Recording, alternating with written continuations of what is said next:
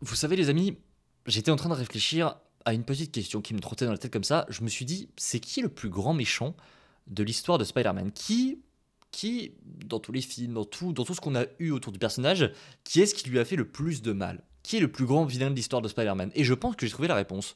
Le plus grand méchant de l'univers de Spider-Man, celui qui vraiment lui a fait le plus de mal, celui qui l'a le plus détruit, je vais vous le dire. Je pense qu'il s'agit de Sony Pictures. Vous ne connaissez pas Sony Pictures? Je vais pas vous faire une présentation, vous irez voir sur Google de quel méchant il s'agit, mais c'est un méchant très apprécié des comics. Sony Pictures, en vrai, je pense que j'aimerais bien l'avoir en tant qu'antagoniste de Spider-Man 4, mais ouais, j'adore le costume de Sony Pictures, j'adore toutes ses ambitions comme ça, de détruire Spider-Man le plus possible, de même créer d'autres trucs pour le détruire à côté, de ne pas vouloir que Spider-Man aille dans le MCU. Pas mal celle-là. Bref, j'espère que vous allez bien les amis. On se retrouve avec cette petite intro, vous l'avez vu, il n'y a pas le décor. Mais où est le décor? Il est parti en vacances. Là, on est sous fond vert, donc je peux être ici, je peux être là, je peux être également là. Mais là, c'est pas ouf, on va pas se mentir, je verrai ce que je mettrai au montage. Ça peut être très drôle.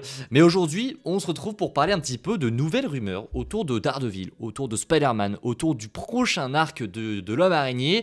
Et je vais pas vous spoiler la vidéo, mais il y a plein de choses intéressantes. Il y a plein de rumeurs en ce moment et c'est ultra croustillant. Donc voilà, n'hésitez pas, installez-vous confortablement, le petit like, le partage et l'abonnement qui fait extrêmement plaisir comme d'habitude. Et c'est parti les amis, on en parle. Pourquoi est-ce qu'on se réunit aujourd'hui? Parce que cette petite intro autour de Sony était bien drôle, on va pas se mentir. On aime bien taquiner Sony, évidemment. Sony c'est une blague, c'était pas une blague. On s'en fout, on rigole évidemment. On rigole. Mais du coup, aujourd'hui on se retrouve parce que, voilà, on a des rumeurs qui nous parlent de certaines choses concernant Spider-Man, de certaines choses concernant ses apparitions. Je ne vais pas vous en dire plus. Vous savez quoi? On va passer tout de suite au vif du sujet. Selon My Cosmic Circus, qui est un scooper que j'aime bien, eh bien, je vous le montre maintenant juste à côté de moi. Spider-Man fit Daredevil. Alors non, Tom Holland ne va pas sortir un son avec Charlie Cox, mais on pourrait avoir un feat entre Daredevil et Spider-Man dans, vous le voyez le logo juste au-dessus, Daredevil Born Again. Alors, on savait plus ou moins que ça pourrait arriver, on savait plus ou moins que Marvel souhaitait faire ça, et selon Cosmic Circus, Marvel ferait actuellement tout son possible pour que ce duo voit le jour dans Daredevil Born Again. Donc là, ils seraient en train de tout mettre tout mettre en ordre, de faire tout leur possible pour que Tom Holland fasse un caméo dans Daredevil Born Again, ce qui est une très bonne chose, parce que on va adapter un arc qui va arriver très prochainement, on va en parler juste après de cet arc, parce que on a eu des mentions aussi, mais il faut que Spider-Man soit présent aux côtés de Daredevil et aux côtés des héros de la rue, parce que Wilson Fisk, que vous voyez derrière les deux petits bonhommes, va mettre une loi anti-super-héros en place dès qu'il va devenir le maire de New York. Donc ça va être très important de voir que il n'y a pas que Daredevil qui est impliqué là-dedans. Quand tu parles de loi anti-héros, c'est pas une loi anti-Daredevil, vous avez compris, c'est une loi anti-héros, donc forcément, Kate Bishop, Kamala Khan, tout ça, tout cela, ils sont impliqués. Et Spider-Man fait partie du panier, évidemment. Donc ça serait très cool de le voir. Je pense pas qu'il aura une très grande importance, mais pourquoi est-ce que je n'y crois pas à ce feat? Parce que c'est bien beau d'avoir Marvel qui pousse et tout, parce que on a eu des échos de tout ça il y a déjà quelques mois, parce que Marvel a cette idée de vouloir mettre Tom Holland dans le film, enfin dans la série. Ils veulent que ce duo existe et ils avaient déjà il y a quelques mois envie de le faire, mais ça avait capoté. Pourquoi? Eh bien, à cause de Sony. À cause de Sony qui, pour je ne sais quelle raison, ne veut pas que Tom Holland fasse une apparition dans Daredevil Born Again. Pourquoi? Vraiment, pourquoi? Quelle est la raison, s'il vous plaît? Je veux qu'une personne qui travaille chez Sony Pictures, France, États-Unis, j'en sais rien, on s'en fout, ramenez-moi quelqu'un de chez Sony, et je veux qu'en commentaire, ou même je fais un live avec lui, il m'explique en clair pourquoi est-ce qu'il ne veut pas que Tom Holland soit dans Daredevil Born Again. Ça vous fait perdre quoi? Dans le deal, quoi qu'il arrive, vous allez gagner du pognon. Parce qu'à chaque fois que Marvel utilise Spider-Man, vous gagnez du pognon sur le film ou la série dans lequel il apparaît. Ça change quoi à votre putain de vie? Ça ne va rien changer. Vous savez ce que je pense? Je pense qu'ils ont vraiment le seum. Ils ont le seum que Marvel ait réussi à faire quelque chose de très bien et que eux, de leur côté, ils ont leur univers tout pourri qui pue la merde, que personne va voir. Et je pense qu'ils ont vraiment le seum de voir que pourquoi le MCU c'est bien? Peut-être parce qu'ils font des trucs de qualité. Et je pense que de leur côté, ils sont là en mode mais on n'a pas Venom. Enfin, Venom ça marche pas. Morbus c'était nul. Madame Web c'était nul.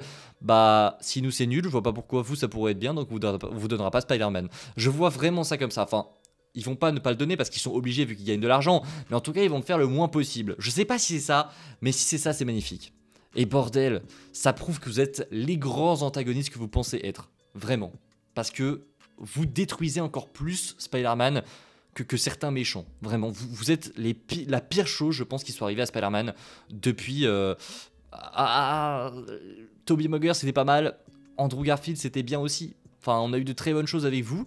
Mais depuis le rachat depuis que Marvel a voulu l'introduire et que vous avez décidé de lancer ça, vous êtes la pire chose qui soit arrivée à Spider-Man. Et encore, Tobey Maguire, Andrew, je suis d'accord pour dire que c'était très bien, mais vous avez fait des douilles comme pas possible. Tobey Maguire, Spider-Man 4, même Spider-Man 3, vous vouliez faire je sais pas quoi avec j'ai complètement zappé son nom, avec Sam Raimi. Vous vouliez lui faire n'importe quoi. Au final, on s'est retrouvé avec un film qui était mid, même si j'adore ce film évidemment. Spider-Man 4 n'a pas vu le jour à cause de vous. C'est pareil pour The Amazing Spider-Man 3 qui n'a pas vu le jour à cause de vous. The Amazing Spider-Man 2 a été de la merde complète quand il est sorti parce que vous avez décidé de survendre le film et de le faire passer pour ce qu'il n'était pas. Bah, les gars, toutes les douilles à cause de Spider-Man, c'est à cause d'eux. C'est eux qui pressent les tournages, c'est eux qui donnent des directives, etc. pour le pognon, parce qu'ils ne sont... En fait, ils ne sont qu'assoiffés que par l'argent. Vraiment, je suis sûr que les mecs qui travaillent chez Sony n'ont jamais ouvert un putain de comics de leur vie. J'en suis sûr. Marvel, vous allez me dire, il faut ça pour l'argent aussi. Oui, mais Marvel, il y a des passionnés qui travaillent dessus. Kevin Feige, le mec est un passionné. Il sait ce qui plaît aux fans, il sait ce qu'il faut faire. Marvel, la preuve en est, ils se sont remis en question une tonne de fois. Après Ant-Man et la Quantumania, ils se sont fait, ok, ça c'était de la merde, on va faire différemment. Toute la politique même de cette nouvelle saga, c'est la remise en question de Marvel Studios. C'est de montrer que, ok, on a mal commencé, maintenant on arrête tout, on met tout en pause et on refait tout, mais doucement. On repart en étant bien. Sony, c'est tout le contraire. Vous détruisez ce personnage et aujourd'hui, on se retrouve à pouvoir avoir des possibilités de feats légendaires et on ne peut pas les avoir à cause de vous. C'est dingue. Je ne comprends pas quel est votre but avec ce personnage. Par pitié, que quelqu'un sorte un gros billet et qu'on leur enlève Spider-Man des mains. Ce n'est plus possible. Bon, cette vidéo ne s'adresse pas à vous les amis, elle s'adresse en fait à un mec de chez Sony, à Sony Pictures directement. Je pense qu'après ça, je ne serai jamais en fait invité à une avant-première d'un film de chez Sony. En même temps, je m'en fous. Bref, on continue, puisque selon toujours The Cosmic Circus, Spider-Man et tout le tralala devrait adapter, en tout cas Spider-Man 5, devrait adapter l'arc Devil's Reign, donc dans les comics, un arc que j'adore énormément et que j'attendais dans Spider-Man 4. Visiblement, ça ne sera pas le cas et ce serait dans Spider-Man 5, Spider-Man 6. Devil's Reign, c'est littéralement ce qui est introduit dans Daredevil Born Again, le maire Fisk, etc., qui fout le bordel, qui va mettre une loi anti-super-héros parce que c'est comme ça que ça va être adapté dans le MCU. Je veux voir ça. Je veux voir ça parce que si les prémices se feront dans Daredevil Born Again, la suite se fera dans Spider-Man 5 et c'est pour ça que ça aurait été intéressant d'avoir un feat dès le début entre Spider-Man et Daredevil pour que, voilà, dès Spider-Man 5, on soit dans le cœur de l'arc et qu'on soit en mode, ok, il y a une loi, comment est-ce qu'ils vont s'en sortir, etc. Ça aurait été insane, mais encore une fois, Sony, vous cassez les couilles. Voilà. Mais en tout cas, ça arrivera, les amis, ça arrivera selon The Cosmic Circus, après Secret Wars et... Qu'est-ce que je suis hype pour cet arc. Vraiment, j'ai hâte qu'on passe à autre chose et qu'on reparte sur de très bonnes bases. Tout ce qui arrive après Secret Wars me hype de fou. Déjà là, je suis hype de malade, mais après Secret Wars, calmons-nous, mais on va se régaler. Je vous le dis, on va se régaler. Marvel est mort, pas du tout. Marvel n'est pas mort, Marvel est au top de sa forme. Peut-être pas, j'abuse. Mais en tout cas, Marvel va revenir au top de sa forme. Je vous le dis, vous n'êtes pas prêts pour ce qui arrive. Bref, que faut-il retenir de cette vidéo?